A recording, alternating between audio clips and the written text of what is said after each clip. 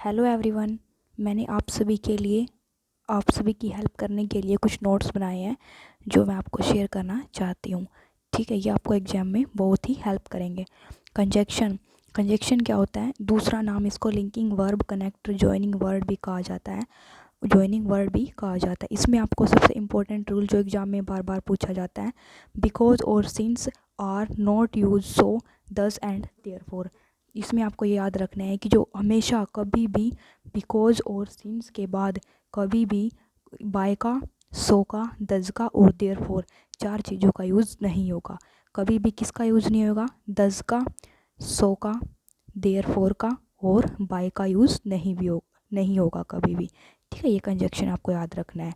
जैसे because he was ill he want home, क्योंकि वह बीमार था इसलिए वह घर गया, तो ये ठीक है। Because he was ill so he want home, तो सो का यूज़ यहाँ पे नहीं होगा। ठीक है, सो का यूज़ यहाँ पे नहीं होगा।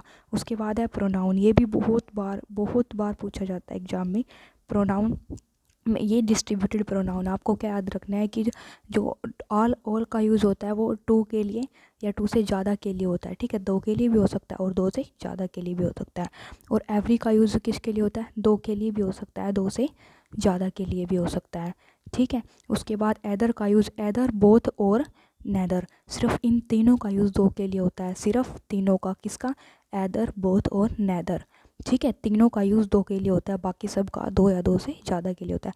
नन का देखेंगे दो का और दो से ज़्यादा के लिए। ठीक है, नेदर का दो के लिए भी बताया था। ईच का किसके लिए होता है? दो का या फिर दो से ज़्यादा के लिए। और एनी का दो या दो से ज़्यादा के लिए हो सकता है। ठीक है, जैसे एग्जांपल देखेंगे अभी। For example, any of the three girl, तो थ्री गर्ल क्या है? ठीक है ना, कैसे पता चला? ठीक है, क्योंकि एनी अभी बताया था कि एनी का यूज़ दो या दो से ज़्यादा के लिए भी हो सकता है। ठीक है, और both of the three girl, ये बिल्कुल गलत है। क्यों गलत है? क्योंकि बोथ का यूज़ हमेशा दो के लिए होता है, तो यहाँ पे थ्री नहीं आएगा। ठीक है, उसके बाद होता है सिंस और फोर। सिंस और फोर का यूज़ कहाँ कहाँ पे होता है? ठीक है, पॉइंट ऑफ टाइम, निश्चित समय के लिए सिंस का यूज़ होता है, और पीरियड ऑफ टाइम, अनिश्चित समय के लिए फोर का यूज़ होता है। जैसे 0 o'clock के लिए, 12 o'clock, इनके लिए, सब के लिए सिंस का यूज होएगा। ठीक है, AM PM के लिए किसका यूज होएगा? सिंस का। डे और मंथ के लिए, याद रखना, डेज के लिए नहीं, डे और मंथ के लिए किसका यूज होएगा? सिंस का यूज होएगा। ठीक है, किसी फेस्टिवल या ईयर के लिए सिंस का यूज होएगा। Parts of the day, morning, evening, इन सब के लिए किसका? सिंस का यूज होएगा। लेकिन फोर का यूज किसके लिए होगा? मिनट या सेकंड के लिए होता है। और डे के लिए तो किसका होता है? सिंस का।